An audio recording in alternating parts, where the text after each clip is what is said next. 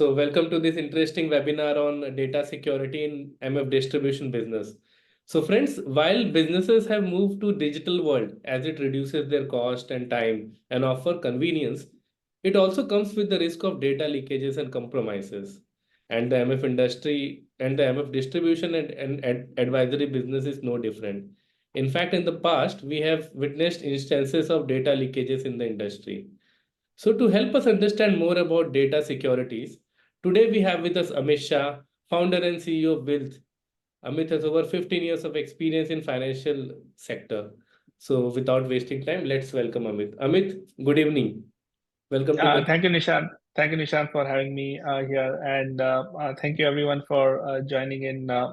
For this, I won't say interesting, but this pressing issue, which I think every one of us, as we move towards more digital life, face on a day-to-day basis. Yes. So Amit, so I would like to first understand that what are different types of data leakages and what are some common vulnerabilities that could lead to these data leakages? Sure, Nishant. It's a very interesting question, and I'll try and keep today's conversation, more in a simplistic manner, not going too technical and stuff, and give some analogies in a simple way to understand things. Now, Okay. let's understand, our data journey, of our client. When I say of our client is, I'm consider myself also as an advisor who is currently servicing 50, 100, 200, 500 families. So our data today resides broadly at three locations. First location is the RTA and the AMC. The second location is the service provider or the tech provider whom we use to service the customer. And the third location is our own, a digital setup, which is our own back office, mid office, as well as our own cells, right? Now let's go piece by piece into these three, segments. The first segment being the RTA and the AMC. Now, both these players have evolved over a period of time, and I am safely assuming that they have got all the right practices, so on and so forth, because they are all ISO certified, and obviously they have deep pockets to spend money to ensure that both their infrastructure as well as their web is reasonably well secured. So from that perspective, we can fairly assume that we would not have a potential leakage from that side, right? Let's stick with that assumption. Which remains the two other segments. The second segment, which I mentioned, is a tech player like myself or my company, or few others, which are there in the industry. Now, for a player like us who are running a digital platform which interface digitally with the RTA, fortunately in today's world, there is no physical interface of taking the data or giving the data. So in that sense, it's fully secured. Then what happens is there are two levels of security. One is how do I secure my own local infrastructure, which means that when the RTA delivers the electronic package into my system, and when that package, which is the data of the customers and the transactions are getting processed, how do I secure that? And the second piece is my CRM portal, which is my website, right? How do I secure hackers who would just come and hack my website? So as all of us would have read in papers and news, you have today sophisticated programming which would come on a robotic basis, which would come and keep on hitting or pinging your website, right, to try and get an access to it. It's like saying I have closed my door in my house and there is an intruder who is continuously knocking, right? So whether my lock is strong enough to withhold the intruder, or there is some leakage through which the intruder can get in and steal my data out. So this is the second piece of it. Now here, it becomes a bit complex, because if you see today, different service providers have different sorts of security, different sorts of environment in which they store the data. And probably we can discuss that later on of how, one should be aware of, or how MFD should ask what questions MFD should ask their service providers. And the third piece is the data residing with the MFD himself or herself, which is your own computers and your own mobile phones with your own team members. How do you ring fence it, right? Again, similar example, I have on my mobile an app and I'm an employee of a mutual fund distributor. And tomorrow I'm looking at moving out and starting my own business. How Mm. easy or difficult it is for me to download that data and take it away, right? Mm. Right. So these are different complexities which a mutual fund distributor in today's world has to deal with. Like 20 years back when technology was not there, these questions were never asked for, right? Because it was all in physical parlance. But now as we have progressed, these are different things which our friends should be aware of, and they should try and safeguard each portion of it so that their data and their customer are fully protected and ring fenced. Okay. And considering the fact that all aspect of business is going digital, so I Mhm. think this is the most pressing issue in today's time, and we have to be Yeah, prepared for that. So, but that's one true. thing myth that I would like to understand that currently, according to SEBI regulation, AMCs and RTAs are held responsible if there are any data leakages in the mutual fund system. So then, why Mhm. do you think that MFDs should worry about data leakages issue? Very good question. So the primary source of truth is obviously the AMC and the RTA, more so the RTA, because they are the ones who are processing the data. But let's look at a real life example. I am an MFD whose data has been kind of stolen, right? And or hacked. And today on WhatsApp chat groups, all my customers are added to a particular group, right? Now, principally I may say that, hey, it's not my fault, right? Either an RTA there was a leak or my service provider has a leak.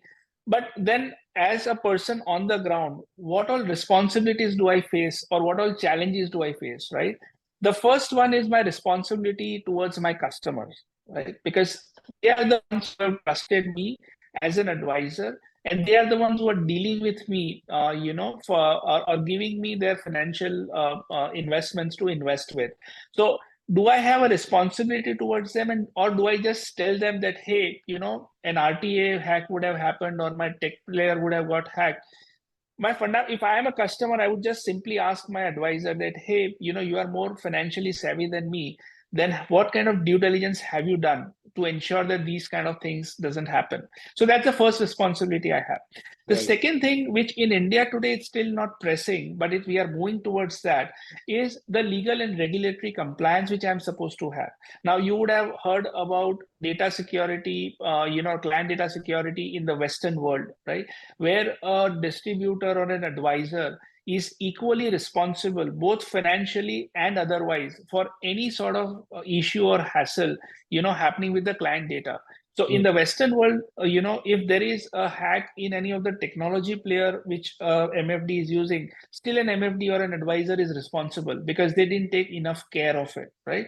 Now that regulation in India today is still not there, or it's in a vague format, but Mm. eventually the way India is moving, it's going to come in.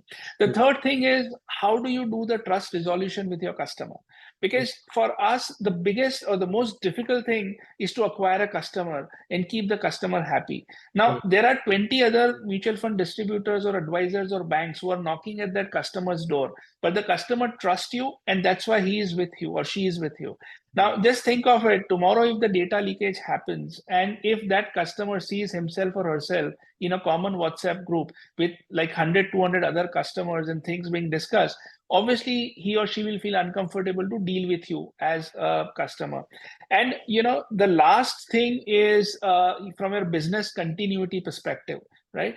If you want to continue or on a steady state basis and grow your business over a period of time, it can only be done if every partner of yours, whether it's your customer or it's your third party engagement, they should have that trust and confidence in you that, hey, I'm safe over here, right?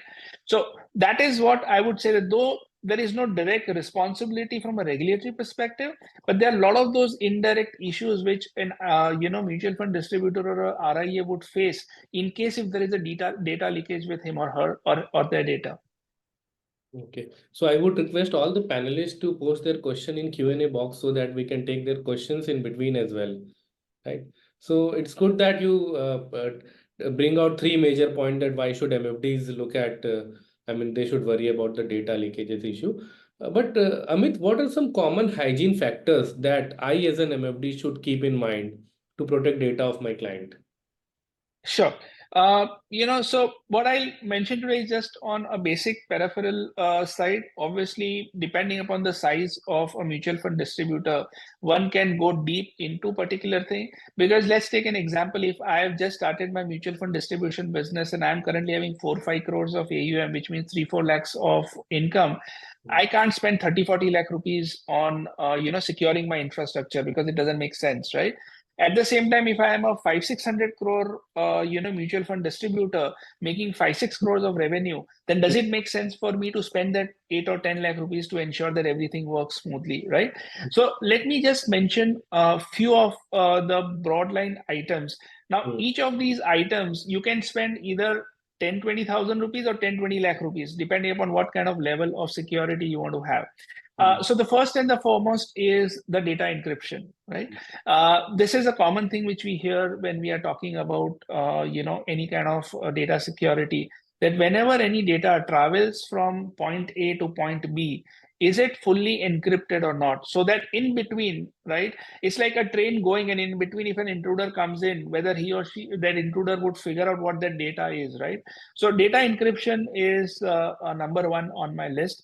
The second is access control. Now, this is predominantly the in-house, hygiene which a mutual fund distributor should follow, which means that within their own system, whether data is freely accessible to everyone or not, or there are hierarchy-wise restriction, and there also within that control has been employed or not. The third thing, which is the easiest thing to do, is employee as well as customer training and awareness. Now, in last 10 years, if you look at it, the type of clients which all of us have acquired are very different. Like 10 years back, you used to only see mutual fund business coming predominantly from metros and from sophisticated customers. In the last 4 5 years specifically, you have seen a lot of tier two, tier three investors who are not financially as savvy, who are not technology as savvy. Plus, they are on the higher age of the higher spectrum of the age, so they are the investors whom we are servicing. So it is our responsibility to train both our own team members as well as our customers on some of the common issues which we face when it comes to data security. The fourth thing is, how secure we are keeping our communication channels. Now, what I mean by that is, are we sharing over Gmail freely our customer details or data, right? Or are we freely sharing it over WhatsApp? Because these are very mm, easy nodes which can be hacked and your data can be stolen. Few of the other issues which we should take care of is, how are our data being backed up and recovered? Because God forbid, if there is a hack, you can still switch off everything, right, and reboot and reload everything. So but that you can only do if you are backed up properly and in a secured form and fashion.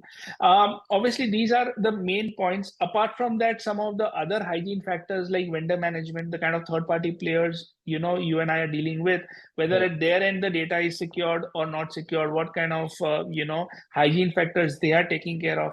Because as we say, the strength of the chain is in the strength of the weakest link, right?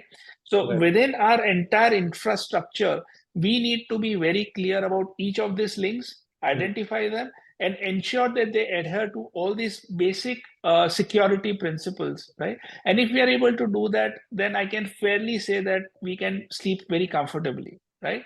I'm not saying it's impossible for anyone to hack anything, but like government also gets hacked, right? right. But what I'm saying is that our probability of being getting hacked goes down to like multifold. Mm. So great, simple and effective ways that you have suggested, Amit. Tremendous. The next question from me is that what are some consequences of data breaches on MFDs and RIAs and their clients? If that, Sure, very very good. Follow-on question. Uh, if I had to summarize, few of the critical aspects, I would look at it in two parts. One is on the financial side, and the second part is on the branding, trust, and the value side. Uh, Fortunately for us, as we have evolved, within this industry, there has been a core value which most of these mutual fund distributors have come up with, right? So, mm, and which is very impressive. Like I've been in the industry for 25 years, and I have seen mutual fund industry evolve actually from zero to whatever it is today. And previously, just from being a broker, today mutual fund distributor is actually an advisor with a long-term career and a business in this thing, right? So that's why values matter a lot. So first, let's talk about on the financial side. The first and the foremost thing is you would see at least 15-20% of your customer move out, or they would definitely not give you additional business, right? And this is basically an empirical study, which has been done where, whenever any hack or anything is reported, it takes Herculean amount of time for a distributor or an advisor to go back and gain that trust back from the customer. So two things have happened. One is the incremental business has gone to a competitor, which means you're given an entry to another player who is kind of now managing and handling the same customer. And the second, thing is that you have potentially lost that business, which otherwise you would have got. Sorry, I think someone has raised the hand, but if it's okay, if we can, handle all the questions, after this, so we'll be probably done in the next 10-15 minutes, and then we can open it up for questions, if that's okay. So that's Right. on the financial loss side. The second thing is your reputational issue. It's a very small market, and I'll give you one classic example. Last week, I'm in Singapore, so I'm 2.5 hours behind you. Last week, I got at 12 o'clock a message that in a mutual fund distribution group, there was a message going on that there's a data leak somewhere, so on and so forth. And within 20 minutes, everyone in the industry I knew that there is something wrong somewhere, right?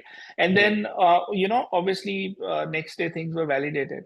So the issue here is that these things spread like a wildfire, right? Right. So the immediate reputational damage which one would have would be quite tremendous, and you can't put a value to it.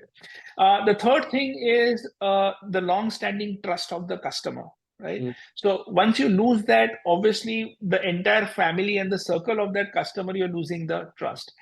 Fourth thing, which is still not as pressing in India today, but will it will come pretty soon, is the legal and regulatory consequences. So today, if you look at it, the ARNs or the mutual fund distribution business per se is still not very tightly regulated, as you see in the Western world, whether it's Asia or it's Europe or US. So in that sense, there is still not much of regulatory liability. But unless we get our systems and processes set today, when it comes in next 6 or 12 months time, we would not be geared to handle that, right? And that's why it's important for us to kind of prepare ourselves today. The fifth thing is the operational disruption, because whenever this kind of thing happens, you have to do the full operational introspection, right? And that takes Herculean amount of time. I have seen that in my career, at couple of times, something like that happening, and it takes away the major bandwidth of the senior management, or in our case, our hero, who is the promoter or who is the mutual fund distributor. The sixth thing is the potential identity theft and fraud. Because as I mentioned earlier, a lot of our customers whom we are handling today are quite aged, right? And they are not that technologically savvy. But obviously, they have a phone in their hand, which in today's world is like everything, right? You can do everything on your phone. So if your Mm. data is being hacked, and if a hacker knows what your net worth is, there is a potential that he or she may hack you or hack your customer who is not that kind of technologically savvy. And the last thing is, if you summarize all these things, your long-term consequences on your business and your growth. Because I am a firm believer that today, every mutual fund distributor, who is there today, even at 5 crores or 10 crores AUM, in the next 5 years will be 50 or 100 crore AUM, right? So when you're Right. looking at that kind of exponential growth, any negative news on the long term on any of these things can adversely impact your potential growth. So these are Yeah. kind of some of the aspects, which we need to be careful of, when we are handling these situations. Amit, but if data breach happens, then what should MFDs do in such a situation? What should be the response plan? Uh, okay, this is my version or my view of it, and I always have faced it like that. I think the first and the foremost thing one should do is accept it and Mm. go and communicate to the customer. Okay. Now, our natural response, when someone attacks us, is to defend, right? And to try and find reasons that why this happened. Instead of, and in that we waste a lot of time, and there's a lot of miscommunication happen and mistrust happen at that point in time. What I would strongly suggest is to go out and talk to every customer and appraise them of the situation, right? Now, this will do two things. One is this will mitigate any future potential issues, because if my data is hacked and I'm told today, then at least I'll have some precautions that if any wrong SMS comes or something happens, I know, not to act on it, right? So that's the first, line of action. The second line of action post this is what one should do is try and figure out the source of that hack, right? And it should be easy and simple to know it, because at least fortunately in today's world, because of technology, in 10 seconds I can figure out that where the actual hack happened from or what was the source of that hack, right? And once we know, try and kind of stop that action so that the further deterioration of it doesn't happen. The third thing is, try and notify relevant authorities, which means in this case, if it's an RTA, or in this case, if it's a tech player, or my existing customer, as I mentioned earlier. Next thing is try, because the real impacted person in this entire thing is the end customer, right? And unfortunately, that customer would get jittery. He or she is not fully aware of what kind of damage this can have, right? So it is very important to offer them assistance and support, and try and collaborate with our tech partners to try and see how this can be mitigated and ensure that it doesn't happen again, right? And the last and the easiest thing is, once the entire thing is over, to try and review and enhance the security mechanism. Because see, one time you do, it's a mistake, right? And it can be forgotten. But the same thing happening twice is a blunder, right? And then there is no face saving, because if the same thing has to repeat, which means you're not learned from your previous mistake, right? So this is, I think, how I would probably handle it, and I would suggest everyone to kind of look at it from that perspective. Okay. So, I mean, before moving ahead, I would like to take some audience questions. Sure.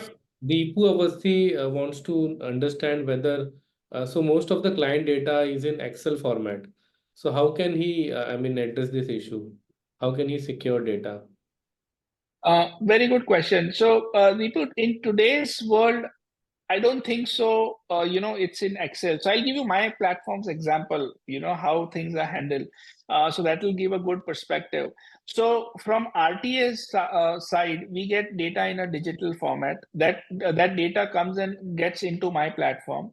Now, all of my back office guys and operations guys who are processing that data, they have to get into my server through something called a jump server. So let's make it very simple. So I have a fort, okay, guarded fort in which the data resides.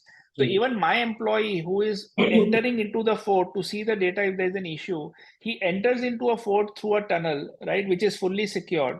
He or she cannot download any data from there. Anything which needs to be fixed or processed, that gets processed over there, and then he exits that particular tunnel. So there's no data which gets in or gets out. So even if any of my colleagues' computer is virus infected, that virus cannot get in, because when you're getting in, you go empty-handed. When you're getting out, you get empty-handed, right? I think my understanding, what the question is, that when we download the data for the customer, it is in an Excel format.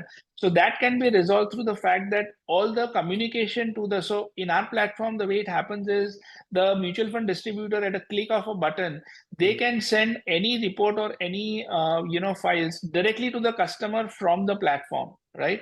So what it means is that doesn't need to get downloaded in your system, an Excel process, which creates a vulnerability. It straightway goes from one secured platform to the end customer.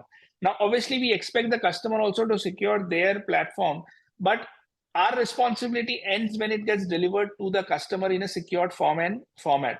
And all of this is encrypted, and all of this is password protected, right? So this is how the entire journey happens. So in our platform, and I assume that others also should follow the same thing, we have multiple levels of security, and we are fully cloud hosted. So first level of security is we are hosted on Microsoft Azure, which is today world's one of the safest platform. And on top of it, what we have done is we have added another layer of Sophos firewalls, so that even any of my employees, whether mobile phone or their laptops, they have something called an endpoint protection, which means that the same thing which I said, it's fully tunnel protected. Any data of customer cannot be moved out and be played with, right? So once I've stopped that, and that actually, we have a tie-up with Sophos where we can get at a concessional rate. So if you are a bigger mutual fund distributor, and if you have many employees and sub-brokers working with you, and if you're worried about your data, we can help you to get that Sophos installed in your employees' phones also, so that they also can't do anything with the data. They can't download the data, they can't forward the data anywhere else. It has to remain in the ecosystem. Great, great, I, great. ho- I hope I answered the question. Yeah, yeah. And also, Sushil Kumar wants to understand whenever they tie up with a back office software provider, they need to share data. But how Mhm. can they, I mean, prevent this from getting, I mean, compromised? Yeah, good question. So, when you are sharing the data, essentially that data sharing or that handshake happens in an electronic format. So there is no way someone can just take that off, right? What is important for every mutual fund distributor is to ask following question to your technology provider. Hmm. First question is, where is the data hosted for the technology provider, right? What second question is, what kind of security measures do that provider use? Third question is, do the tech provider have protection installed in every of their employees' computer or phone also, so that they cannot download or play with the data or hack the data? Because typically, how would the hack happen? Let's take an example. If I have not done all these things, right, and I'm running Wylth without the protection, let's say at the employee level, then if let's say I am a hacker, I would just go and hack that employee's computer, right? And it's very easy to do that, right? Or I'll go and hack the website, right? And through that I get into a gateway and enter into your database and steal it, right? But if everything is protected, or hard coded or encrypted, then there is no way I can even take an entry into it. So that's why it's important that for a technology provider, he or she, the technology provider, should be on the cloud, because cloud, it's very difficult to penetrate.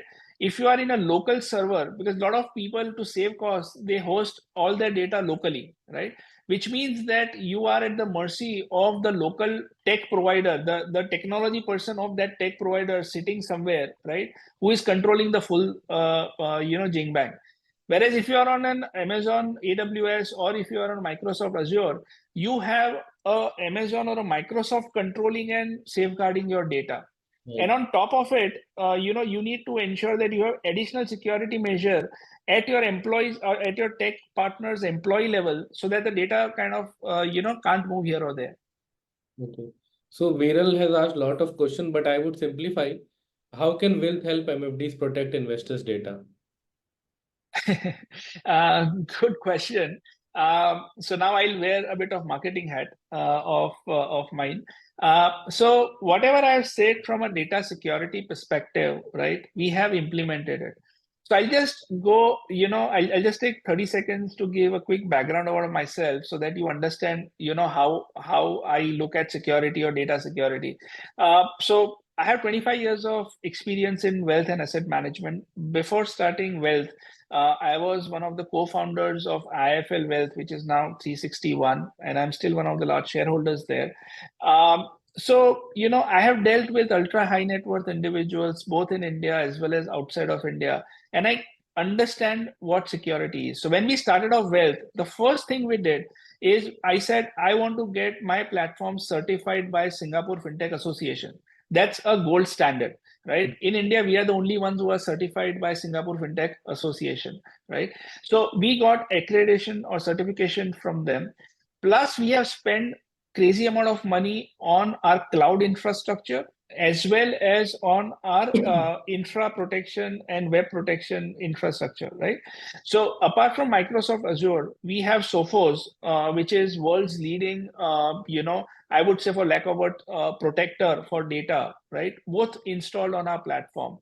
So what any of our mutual fund distributor or partners who partner with us, I am pretty confident that they don't need to worry about the data protection stroke security. Plus, within all of our employees' computers, we have endpoint protection. So, which means, as I said, my employee just cannot enter into any IFA's data. They have to go through a tunnel which is fully protected, right? So, and everything is connected through the cloud. So we don't host any data, on premise. The advantage of that is tomorrow, if something crazy goes, my head office is in Bombay. If something crazy goes in Mumbai, I still don't have to worry about it because data resides on the cloud and they have a backup, which is at different location. So from that perspective, I am fairly confident that we would not or we should not have that kind of issue.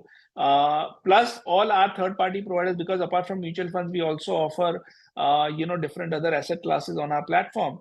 There also our integration is on that digital side, and we have all partnered with number one or number two players in that space. So from that perspective, and fortunately for us, we were the latest kid on the block. So we have used quite new technology. We don't have a legacy issue of being there for 10, 20, 30 years, right? So we just set up our business. So whatever is the latest technology, both from processing perspective as well as from control perspective, is what we have, installed. And that is confirmed by the fact that we are the only players in India who are Singapore FinTech Association certified. Okay. Amit, what kind of trainings do MFDs require to ensure cyber security of their clients? So there are two, three things. One is I would strongly suggest every partner or a distributor to have a detailed discussion with their technology provider and understand their processes and systems. Because once you understand their security levels, you would know that what kind of security level you need to implement it at your end. Again, as I mentioned, depending upon your size and how much money you intend to spend on security, and I'm happy to take those offline with anyone who is interested, and I can have my CTO to talk to them. There are tools available to protect yourself. So you have to protect in-house, which is your own internal system, as well as understand fully that what is your partner, how he or she is protected or how that platform is protected. Because that is going to be because you are basically, using that platform to service your customer. So that becomes your face, right?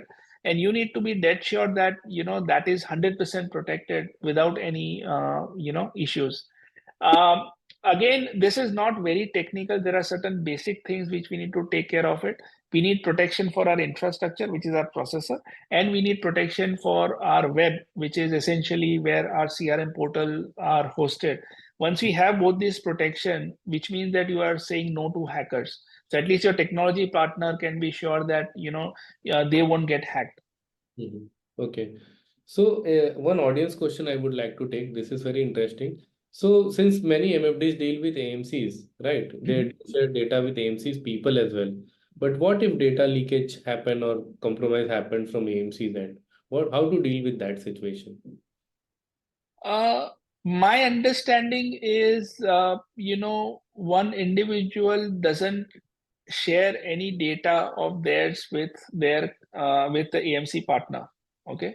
Now, AMC partner obviously can go and see each individual's transaction and so on and so forth.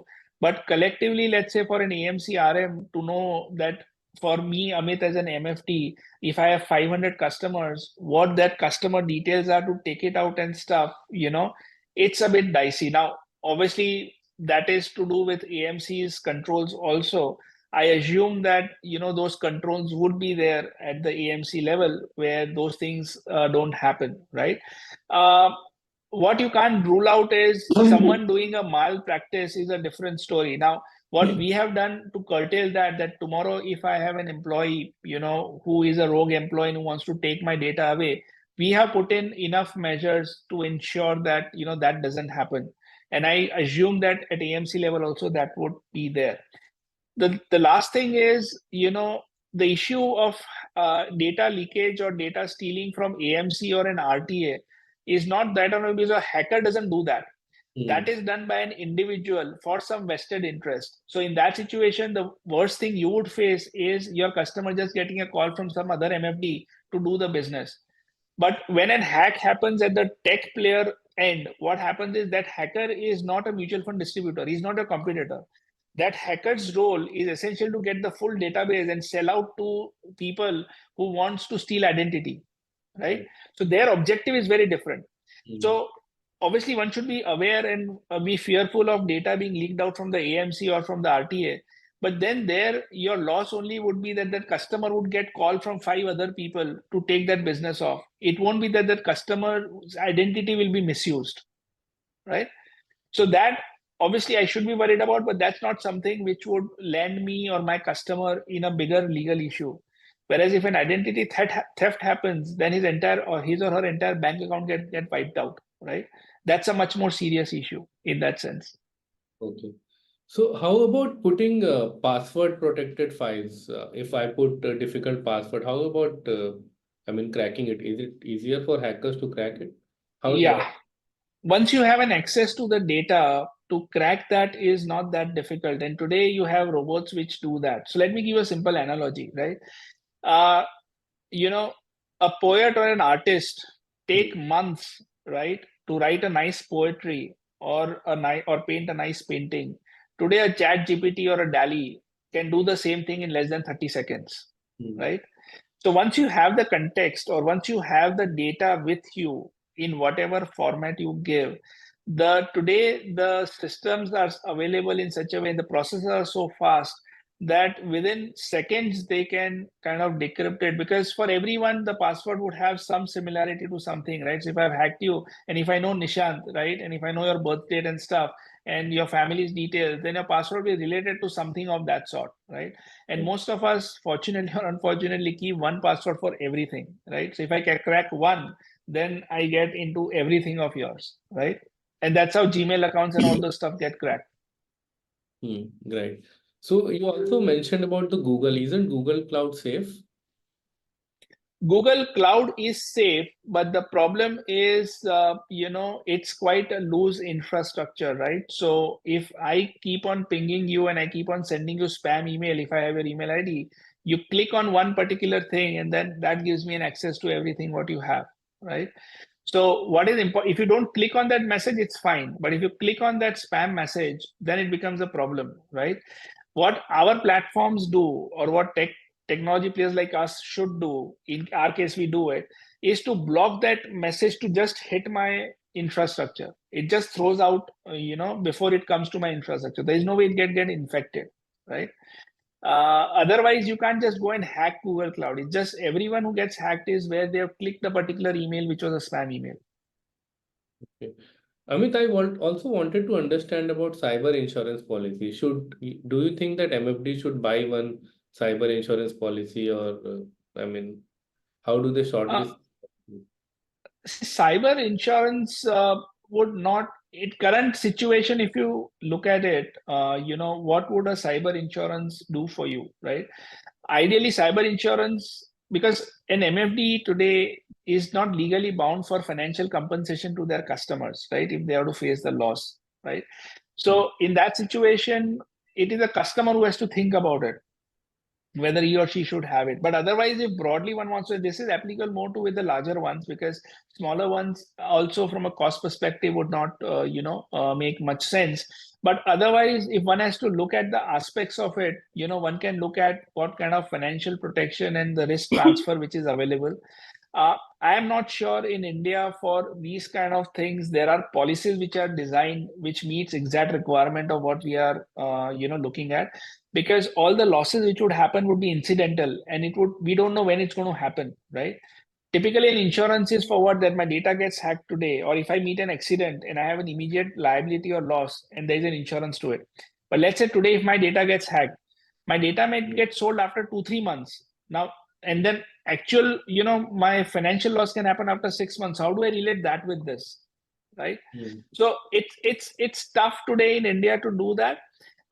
These kind of insurance typically are taken more by, Western world, in the Western world, by larger wealth managers and stuff, because they have a financial liability to the regulator if any hack happens. In India, still Okay. it's not there. So, I don't think so. We should be kind of worried about that for now, or thinking about it. Rather than that, we should think about how we can improve our internal systems and processes and ensure that we understand the systems and processes of our partners so that, the hack doesn't happen. Okay, Amit, one last question. How can Wylth help MFDs in securing client data, and what kind of cost involved in it?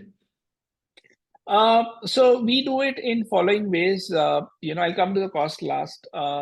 What we do is we keep on doing the cybersecurity awareness training. For our MFDs, because as I said, there are out of the three legs, one leg is the MFD himself or herself, right, where the data leak can happen. So we do a lot of awareness training for them, both from the cybersecurity perspective as well as data protection and privacy perspective. From our side, we have kind of taken all the best possible options to secure the data, right? And it's all certified by Singapore FinTech Association that our platform is one of the most safest platform from a data exchange perspective. Also, what we do, as I mentioned earlier, is if our MFD is, a mid to large size MFD, we can help them implement, data security at their in-house internal level. Also, my team can help them, and make that cost much more economical. So their instruments are all safe and secure, especially their relationship managers, so on and so forth. Um, as you'd be aware, the way we have launched Wylth is, our core motto is to try and help the small and mid-sized guys become large, because in a market like India, which is going to explode in mutual fund business and financial services business. We didn't wanted to make ourselves like few of our other competitors very expensive for a smaller person to reach to us. So today we have, from a features perspective, one of the best in the industry. Some of the things like the CRM, integrated CRM, model portfolio, chatbot, all these things, no other platform has it, whereas we have it. And we offer, our package starts at, our base platform starts at 10,000 rupees a year plus GST. So it's very affordable, for smaller to mid-size, distributors. We are quite popular among the larger ones because they need such complex things. But I want to work more with the small and the mid-size, mutual fund distributors, because I clearly see a potential for them. I believe a 5 crore can become 50 crore in 5 years, partnering with us. 50 crore can become 500 crores partnering with us. And we use a blend of my own understanding of creating and building wealth management business. We use our marketing and products team to help them create mailers, campaigns, so on and so forth. So ours is essentially a truly private banking platform available to a mutual fund distributor, even if he or she is 5 crores, right? So which means that today you can go and compete with the larger players, like let's say a Kotak Bank or a Julius Baer, or any other wealth manager, in true sense, and offer them exact same statement and experience which the customers are getting, with these providers. Okay. So for the convenience of our audience, can you share an email ID so that they can reach out to you if they have Uh, any query related yeah, to? sure. So we would share our contact IDs as well as our colleagues, managers' IDs on the Q&A box. Yeah. So I'll request one of my colleague to do that. Okay. So with that, we have come to an end to this interesting session. Thank you so much, Amit, for such an insightful session. Pleasure Thank you talking. so much, Nishant, and thank you so much, for all the fellow, wealth managers to join. And hope we can be of help to you. And we are always available if you are, whether you do business with us or not. I think it's important for the industry to grow. If industry grows, all of us is going to do well, and that's why let's try and ensure that we are in an absolute safe and secure environment. I think Mahesh Kumar has raised hand. Do we have time, Nishant, to take the last question? Yes, you can. But I cannot see the question of Mahesh. Yes, I cannot see it. Hold on. Huh?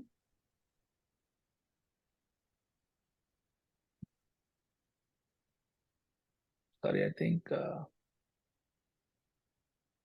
Yeah, I also can't see him.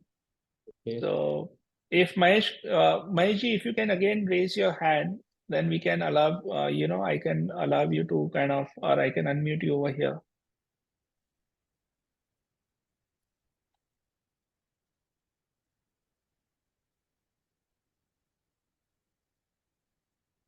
Yeah, Maheshji, I have given,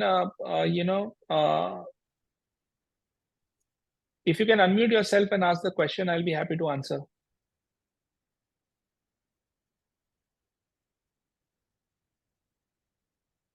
I think by mistake you would have raised it. It's okay. Yeah. So we can end the session with this. Thank you so much, Nishant. Thank you so much, everyone for your participation. And I believe you would have a recording which we'll share with Cafemutual, and Yes. they would be able to share it with you. We will be sharing it with our entire distributors audience. And finally, I thank each one of you for being such a wonderful audience. Have a lovely day at work, guys. Bye. Thank you, Nishant. Bye bye. Cheers. Yes.